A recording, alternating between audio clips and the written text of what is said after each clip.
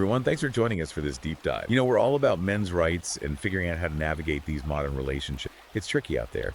And that's why we're cracking open Patriarchal Truth today. It's by Conrad Riker. Have you heard of him? Oh, yeah, definitely. Riker's work is really making waves right now. Yeah, well, this book, it's kind of a wild ride. It's got personal stories, historical analysis, and he even throws in some science. It's a really relevant book, especially now. You know, a lot of men are feeling alienated, and these shifting family structures are a big part of that.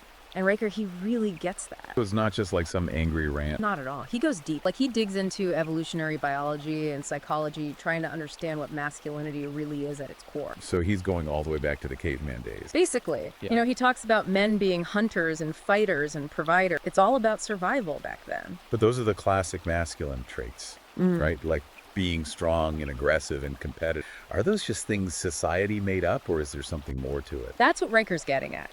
He thinks these traits, they're not just some social construct. They're like baked into us from thousands of years of evolution. So it's nature, not just nurture. Exactly. And, you know, he even quotes Carl Jung said that the meeting of two personalities is like the contact of two chemical substances. If there is any reaction, both are transformed. Whoa, that's deep. Right? So Riker's saying that when a father and child connect, it changes both of them. It's powerful stuff. Okay, but he doesn't just stay in the past, right? He's got some pretty strong opinions about how we see masculinity today. Yeah, he's definitely critical of a lot of modern thinking. He calls it progressive ideology, and he thinks it's actually hurting men. But some of these progressive ideas, they seem like they're trying to fix real problems, like inequality. Well, sure. I mean, no one's arguing that inequality doesn't exist. But Riker's point is that we might be swinging too far in the other direction. So like overcorrecting. Yeah, and he thinks that's led to this fatherless society that's causing a whole bunch of problems, like kids not doing well in school and more crime. It's a tough topic for sure,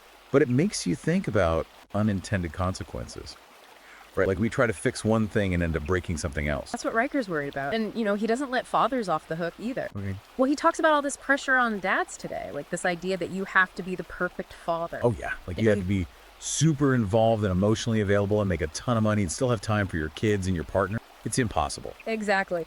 And Riker, he uses this example of John, this successful businessman who's totally stressed out trying to juggle everything. So he's saying that this idea of the perfect father, it's just a myth. Totally. It's not realistic.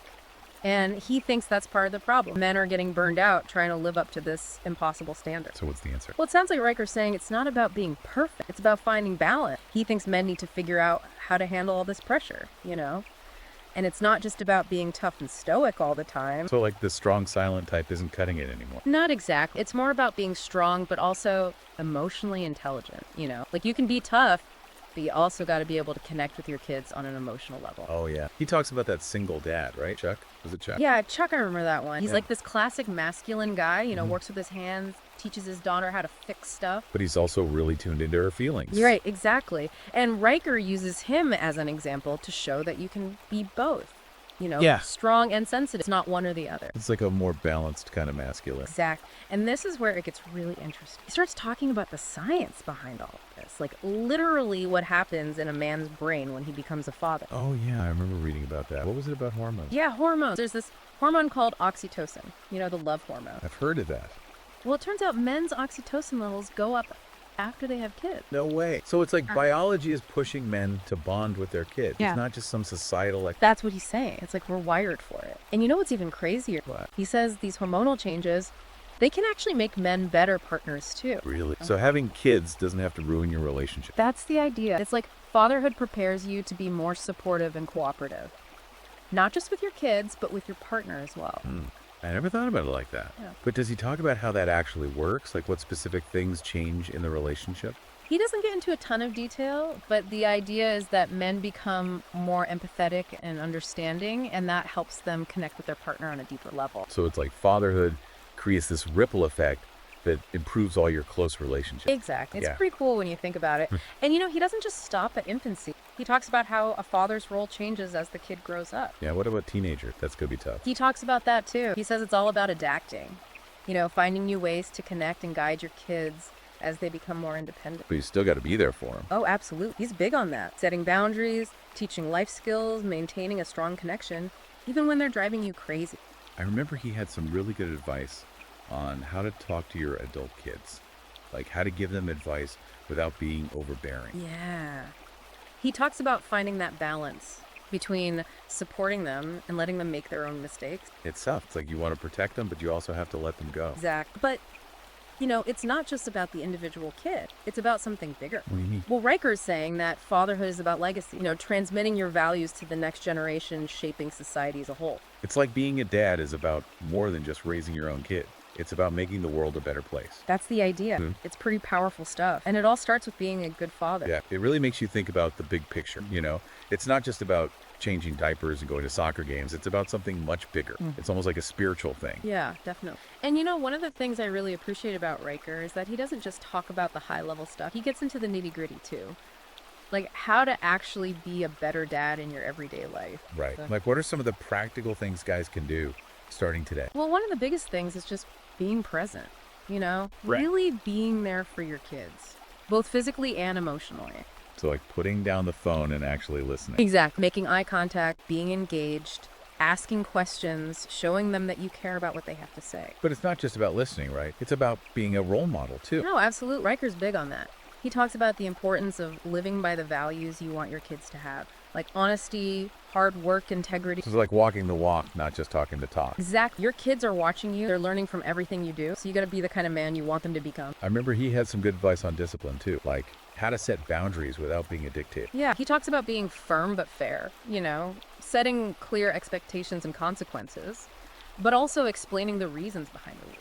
So it's not just about saying because I said so. Right. It's about helping them understand why the rules are important. And it's about being consistent too. Yeah. You can't enforce the rules one day and then let them slide the next. That's how you lose credibility. Right. Like they'll just start testing the limits all the time. Exactly. And Riker also talks about the importance of teaching kids how to manage their emotion, you know, helping them deal with anger and frustration in healthy ways. That's huge. It's Well, like giving them the tools to navigate life's challenges. Right. And it starts with you modeling those behaviors yourself, Yeah. you know, showing them how to handle your own emotions in a healthy way. But it's not all about the kids, right? Yeah. Riker talks about fathers needing to take care of themselves too. Oh, yeah. He's big on self-care. He knows that you can't pour from an empty cup. It's like that oxygen mask on the airplane thing, right? You got to put your own mask on first before you can help anyone else. Exactly. If you're burned out and stressed all the time, you're not going to be much good to anyone. So Riker encourages fathers to take time for themselves, pursue their own hobbies, spend time with friends, do things that make them happy. It's about finding that balance between being a dad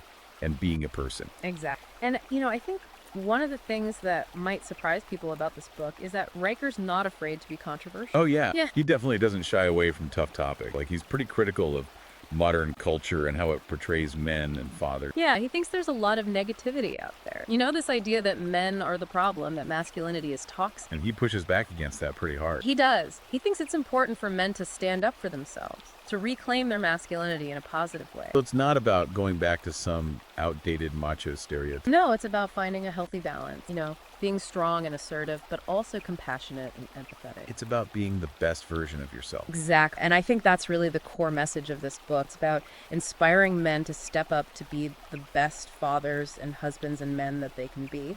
And it's about recognizing the importance of fatherhood. Not just for kids, but for society as a whole. Fathers play a vital role, and Riker's book is a powerful reminder of that. So if you're a dad, or even if you're just thinking about becoming one, I highly recommend checking out Patriarchal Truth. It's a challenging read, but it's definitely worth it. It's full of insights and practical advice that can help you navigate this crazy journey called fatherhood. And you know what? You can find it on Amazon Kindle and Google Playbook, so no excuses. Go check it out. That's right. Thanks for joining us for this deep dive into Patriarchal Truth. We'll see you next time.